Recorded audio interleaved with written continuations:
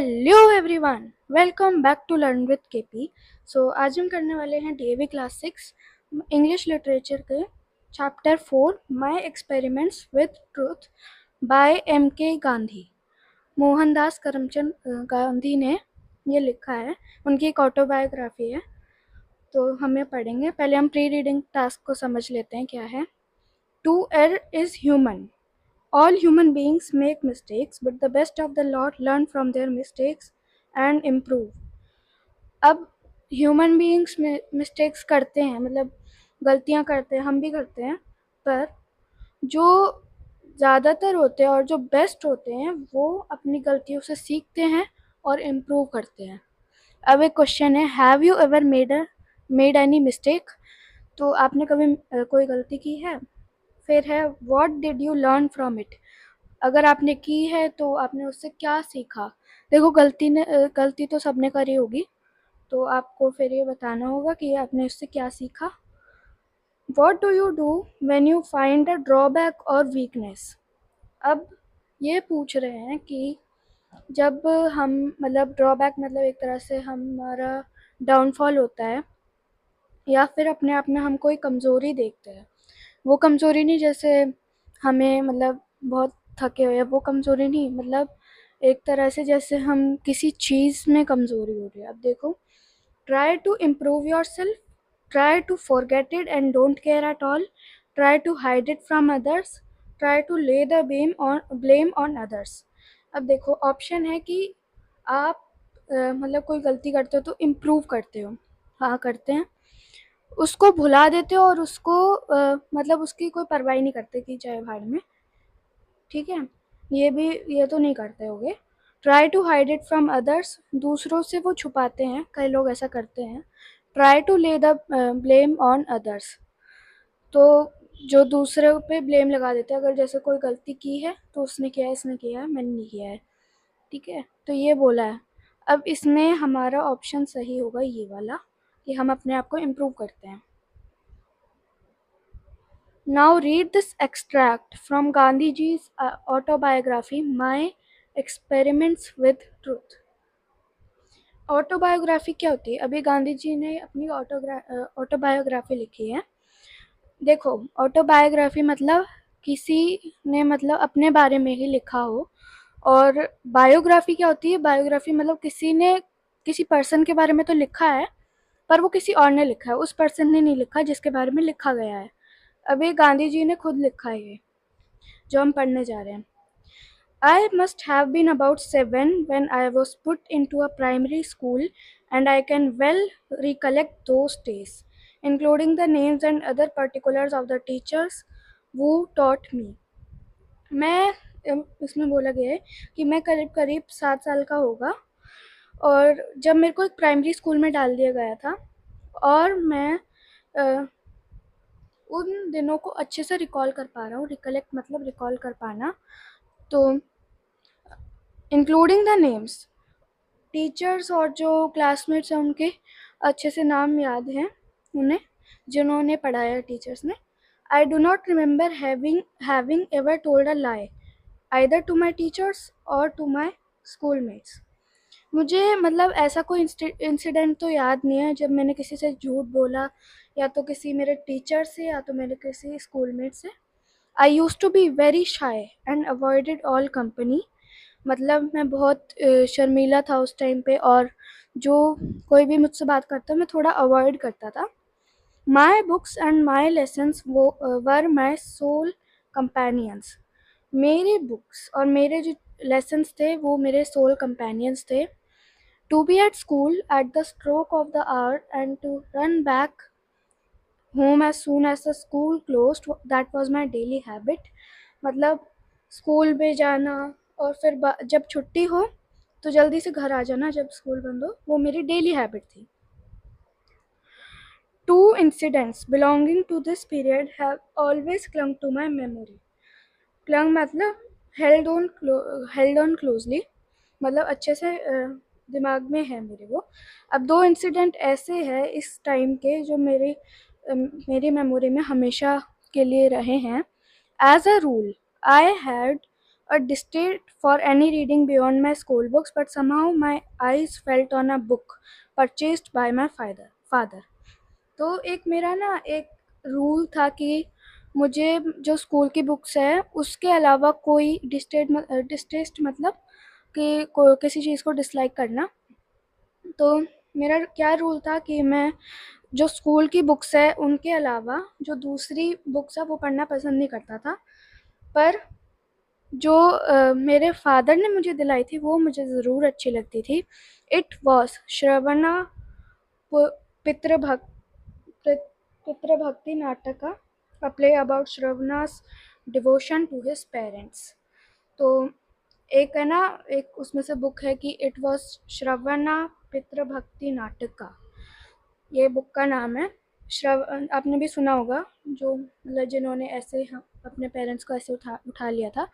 तो श्रवणा के डिवोशन अपने पेरेंट्स के साथ। I read it with intense interest, intense मतलब डीप।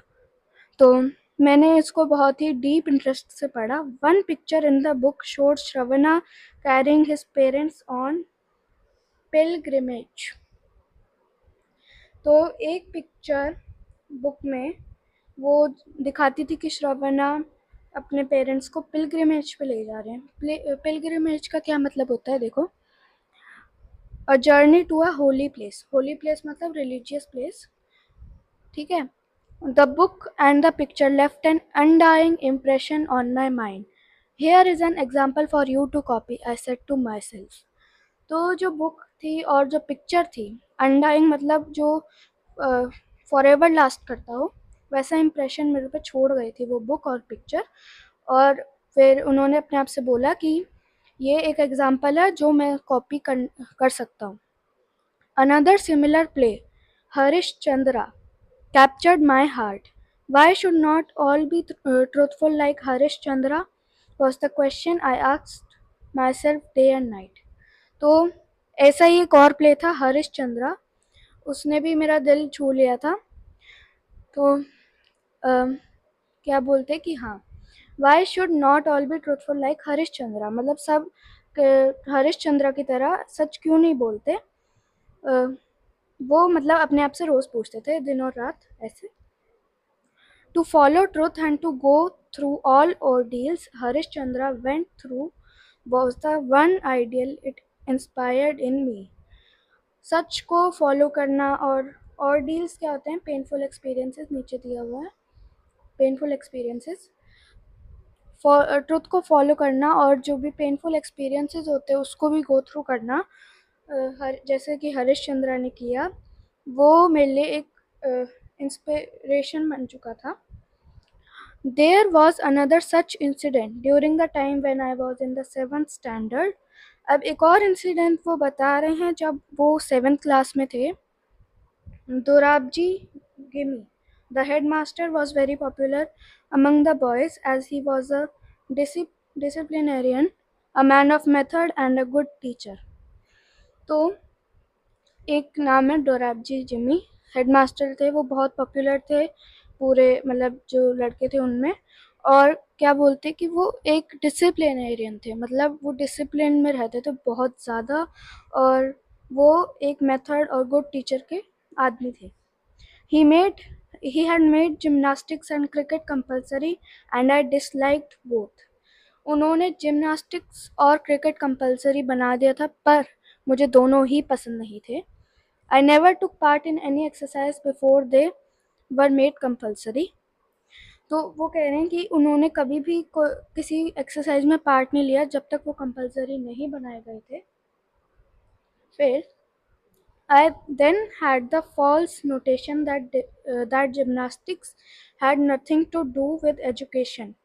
फॉल्स नोटेशन क्या होता है? फॉल्स नोटेशन एक तरह से सुपरस्टिशन होता है, या कोई रॉन्ग बिलीव ऐसे कह सकते हैं। तो उनका एक ऐसा सुपरस्टिशन था कि जिम्नास्टिक्स जो है वो एजुकेशन से उसका कोई लेना देना नहीं है। Today I know that physical training is as important as mental training. Mental training की तरह फिजिकल ट्रेनिंग भी ज़रूरी है, मुझे आज ये बात पता है। The reason for my dislike for gymnastics was my keen desire to serve as nurse to my father. अब वो क्यों जिमनास्टिक्स को डिसलाइक करते थे, क्योंकि उनका बहुत ही एक डिज़ायर था कि वो अपने पापा को मतलब सर्व करे एज अ नर्स। फिर as soon as the school closed I would hurry home and begin serving him। अब जब भी स्कूल बंद होता, छुट्टी हो जाती स्कूल की, मैं फटाफट से घर भागता और अपने पापा की सेवा करता अच्छे से। Now it happened that one Saturday I had to go from home to the school for gymnastics at 4 o'clock in the afternoon. तो एक सैटरडे को क्या हुआ कि वो मतलब जा रहे थे, मतलब घर से स्कूल जा रहे थे जिमनास्टिक्स के लिए 4 o'clock में आफ्टरनून में। उनके पास कोई घड़ी नहीं थी और जो क्लाउड्स थे, जो बादल थे, उन्हें डिसीव मतलब चीट किया। When I reach the school all the boys had already left. The next day on being asked the reason for absence I told Mr. Jimmy that what had happened। तो क्या हुआ कि जब मैं school गया तो सारे जो लड़के थे वो चले गए थे ऑलरेडी। अगले दिन जब पूछा मेरी एब्सेंस का रीज़न तो मैंने मिस्टर जिमी को बोला कि ऐसे ऐसे हुआ है। He refuse to believe me. उन्होंने मतलब मेरे पे विश्वास नहीं किया। I was convicted of lying. मतलब मुझे ऐसा बोल दिया था कि मैं झूठ बोल रहा हूँ। दैट डीपली पेन्ड मी। मुझे उस बात पे मतलब बहुत पेन फील हुआ अंदर से। How was I to prove my innocence. मैं अपने भोलापन कैसे प्रूव करूँ। There was no way. I learn that a man of truth must also be a man of care. This was the first and last instance of my carelessness in school. तो कोई तरीका नहीं था। तो अब मेरे को ये समझ आ गया था कि मैन ऑफ ट्रुथ जो होता है, सच्चाई का मैन जो होता है, उसे मैन ऑफ केयर भी बनना चाहिए। ये मेरे फर्स्ट और लास्ट एग्जाम्पल था मेरी केयरलेसनेस का स्कूल में। आगे बढ़ेंगे। But there is another neglect for which I am still paying the penalty. अब एक अनदर नेग्लेक्ट है। नेग्लेक्ट मतलब इग्नोरेंस है, जो जिसके लिए मैं अभी भी भर रहा हूँ। I do not know when I got the notion that good handwriting was not a necessary part of education, but I retained it until I went to England। अब क्या हुआ कि मेरे को मतलब पता नहीं था कि अ, जो गुड हैंड राइटिंग है, मुझे लगता क्या था कि अच्छी हैंड राइटिंग एजुकेशन का कोई पार्ट नहीं है। और क्या बोलते, जब वो इंग्लैंड गए, when later specially in South Africa I saw the beautiful handwriting of lawyers and young man. England में तो देखो उन्हें मतलब पता चल गया कि ज़रूरी है अच्छी हैंड राइटिंग। अब साउथ अफ्रीका में भी पता चल गया जब उन्होंने लॉयर्स और यंग मैन की अच्छी हैंड राइटिंग देखी। I was ashamed of my self and repented of my neglect. मैं अपने आप पे बहुत शर्म फील कर रहा था और मतलब अपना जो नेग्लेक्ट है, इग्नोरेंस है, उसे रिपेंट भी किया। I saw that bad handwriting was regarded as a sign of imperfect education। मुझे ये दिख गया कि बैड हैंडराइटिंग, गंदी हैंडराइटिंग को क्या बोला गया है, sign of imperfect education। I tried later to improve mine but it was too late। I could never repair the neglect of my youth। मैंने मतलब बाद में ट्राई भी किया मैं इम्प्रूव करूँ अपनी हैंडराइटिंग, पर बहुत लेट हो चुका था। मैं मतलब कभी भी अब जो इग्नोरेंस थी मेरे चाइल्डहुड की, वो रिपेयर नहीं कर सकता था। There there is another incident which I must share. अब एक और इंसिडेंट है, वो अब शेयर करेंगे। I committed a theft when I was 15। उन्होंने मतलब जब वो 15 ईयर्स के थे, उन्होंने एक चोरी भी की है। I had run into a डेप्ट ऑफ अबाउट 25 रुपीज़। तो उन्होंने कुछ एक तरह से क्या बोलते हैं, लोन लिया होगा, तो 25 रुपीज़ के उन्हें ऐसे मतलब भरना थे। My brother had on his arm an armlet of solid gold. I stole a bit of gold out of it and the डेब्ट वॉज क्लियर्ड। मेरे जो भाई हैं, मतलब मेरे भाई थे जो, उनके पास क्या था, एक आम था, आमलेट था सॉलिड गोल्ड का, तो मैंने उसमें से थोड़ा सा गोल्ड ले लिया और मतलब उसको मतलब एक तरह से वो बेच दिया और फिर वो डेब्ट क्लियर हो गई। But this became more than I could here bear. तो वो मतलब झेलना उनके लिए मुश्किल हो गया था। आई रिजॉल्व टू स्टील अगेन। उन्होंने एक रेजोल्यूशन लिया कि वो कभी चोरी नहीं करेंगे। I also made up my mind to confess it to my father. तो मैंने अपना मन भी बना लिया कि अब मैं अपने फादर को जाके ऐसे सॉरी बोलूँगा, कन्फेस करूँगा। फिर क्या हुआ, but I did not dare to speak. पर मेरी हिम्मत नहीं थी कि मैं उन्हें अपने मुंह से ही बताऊं। Not that I was afraid of my father beating me. ऐसा नहीं था कि वो मुझे मारेंगे। I was afraid of the pain that I should cause him. अब वो किससे डरे हुए थे? जो मतलब मैंने जो किया है उसका दर्द वो उन्हें सहना पड़ेगा। I decided at last to write out the confession. तो उन्होंने एक ना लिख के दे दिया कन्फेशन अपना। In this note not only did I confess my guilt but I also asked adequate punishment for it. इस नोट में मैंने बस अपनी गिल्ट को कन्फेस नहीं करा था, पर मैंने एक अपने लिए बिल्कुल जायज़ पनिशमेंट भी मांगी थी कि हाँ मैंने ऐसा किया है, मुझे पनिशमेंट मिलनी चाहिए। I also promise never to steal in future. मैंने ये भी प्रॉमिस किया कि मैं कभी फ्यूचर में चोरी नहीं करूँगा। With trembling hands I handed the confession to my father. कांपते हुए हाथों से उन्होंने जो कन्फेशन था अपने पापा को दे दिया। He read it and pearl drops trickle down his cheeks wetting the paper. उन्होंने उसे पढ़ा और उनके फिर आंसू निकले, उनके गालों पे आ गए उनके आंसू और पेपर को भी गीला कर दिया।